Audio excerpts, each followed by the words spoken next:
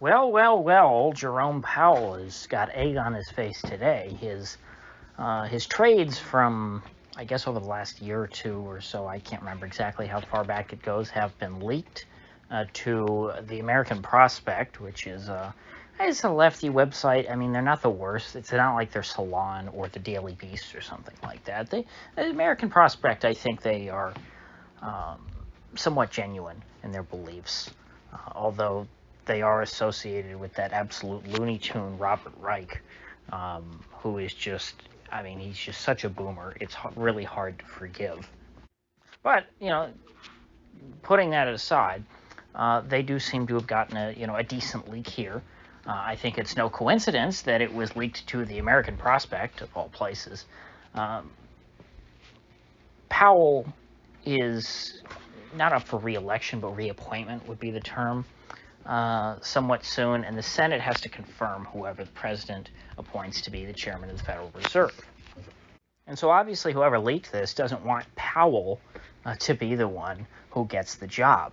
Now, the obvious speculation is that since this was leaked to a left-wing publication, these are probably people who want old Brainerd, I believe that's how you say her name, which I find very strange. I used to think Brainerd was a man. Was there a man named Brainerd at the Fed, or was Brainerd always a woman? I find that I'd never seen a picture of Brainerd until recently, and then all of a sudden I saw long hair, and it's just kind of strange.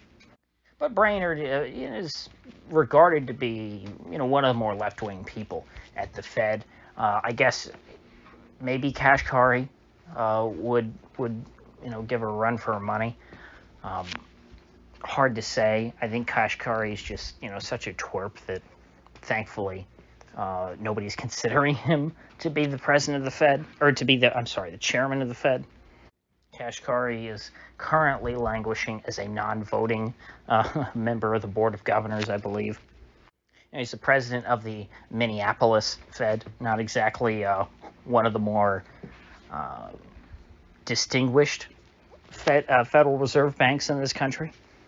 Now, the leak of Powell's trades is not the first. I think I discussed already a couple other guys. There was Clarita. There was, oh gosh, now I'm blanking on their names. Clarita is the one who was leaked most recently. Clarita's probably on his way out. He's the vice chairman. And then there were a couple other guys. One of them, oh gosh, I think it was Kaplan. Kaplan over in Dallas, who resigned. Kaplan was probably the most reasonable Fed president, in the most reasonable, well, probably I would say the most reasonable member of the Board of Governors, but the most reasonable president of a regional Fed bank. He was taken out. And so there seems to be a pattern here that even though none of these guys are people who I'm fans of, it's clear that these are people who would be seen as enemies of the left within the Fed. People who are not quite inflationist enough in their orientation. They are too hawkish, as it's termed inside the Fed. And so there seems to be a bit of a soft push against the last vestiges of monetary restraint. And I think the end result, once this purge is complete, it's not like this is cancel culture or something like that. They're forcing these people to resign over fairly legitimate issues. Although with Powell, I'll get to that in a minute. I actually think these leaks against Powell make him look better than I would have imagined him.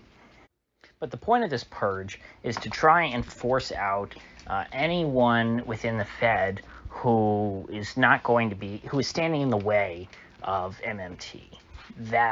That's how I look at this. Now, for Fed critics like myself, it might be kind of laughable to think of anyone at the Fed as standing in the way of money printing or what have you. But there is, as narrow as the Overton window is within the Federal Reserve, they still, as Chomsky says, you have a very narrow range of acceptable opinion, but you have very fierce debate within that narrow range. The people within that very narrow range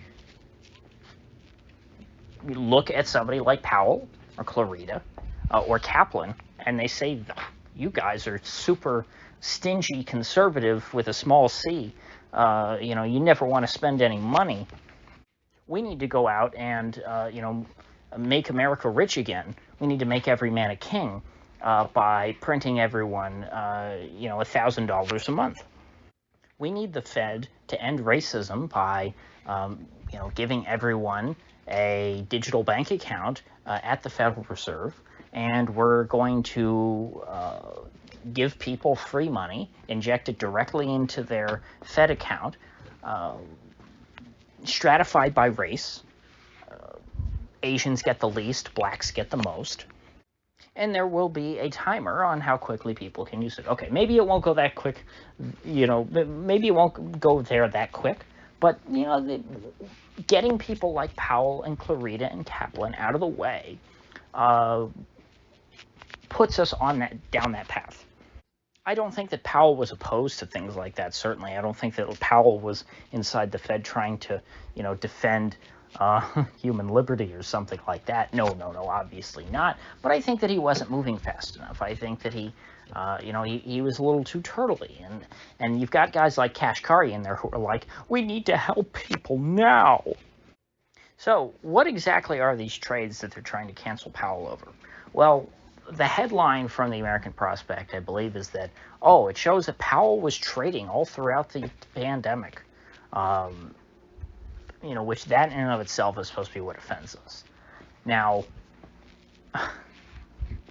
I'm sorry, but if you have money and you've got it invested, you kind of got to move it around here and there, just to be a responsible steward of your resources. You got to get off the Titanic. You don't need to go down with the ship necessarily. Even if you're working at the Fed, although, again, it pains me to defend anyone at the Fed because they've done such horrible things, that are much worse than this, that they should be punished much more for, that it's like doable. I want them to be punished, but it's just not for this. And what I and many others would always suspect of people at the Fed is that they're front running their own actions because they know that the Fed drives headlines and the Fed drives market moves. And so if you're a member of the Fed and you know what the Fed is going to put in their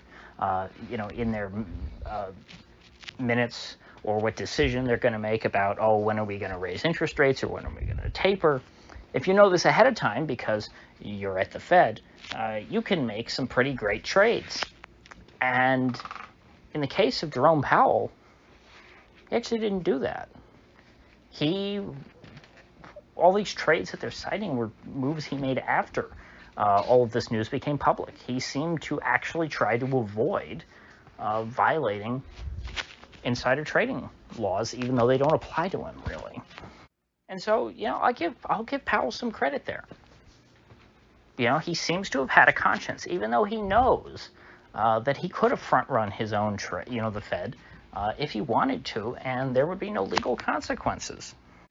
And so even though he didn't do that, they're still trying to say, well, the fact that he's trading at all is what's supposed to be offensive. So I'm sorry, I can't seem to care about that. There's so many terrible things that Powell has done as Fed chair. He has enabled this bubble to reach new highs. He should have, no matter who the Fed chair is, when they come in, they need to pop the bubble. They need to get us back on the road. We've been down a very bad path of, our economy is extremely distorted. It's very sick and cancerous, and you got to cut out the cancer. Chemo hurts. It's not, it's bad for your body in the short term, but if you do nothing, it's a lot worse. And so, instead of, trying to help the patient quit and get off of, its addiction, switching analogies now away from cancer to heroin, the Fed has just been an enabler under Powell. Powell has chosen to kick the can down the road, and he has had a zero correction, really, zero recession, zero bear market policy. And that means that every time the patient says, "Hey, man, I need my fix," Dr. Powell writes him a new prescription. And so all the while, as the U.S. economy is getting doped up on this monetary heroin, the body, the real economy, is getting weaker and weaker. It's not good for it. Sure, taking all those oxys makes the pain go away for a little while, but you're not healthy. And I think most people in America can see that in the economy, even though the authorities point to the unemployment rate and they say, "Oh, the unemployment rate's low," or they point to GDP and they say, "Oh, look, the economy's growing." Even if people don't know who Powell is or who the Fed is or what the Fed's done, they know that whatever's being done has made them sicker. The housing bubble, the stock market bubble, the bond bubble, the outsourcing of manufacturing out of this country, the distortion of our economy, the transition to just being a nation of consumers. This could not be possible without low interest rates. This could not be possible without 0% interest rates. This could not be possible without continually falling, over the past few decades, a secular decline in interest rates year after year. Everything getting debt getting cheaper and cheaper. People borrowing more and more money, going deeper and deeper into debt. This is the America that the Fed has wrought. And getting rid of just Powell or just Kaplan or just Clarita is going to make no difference.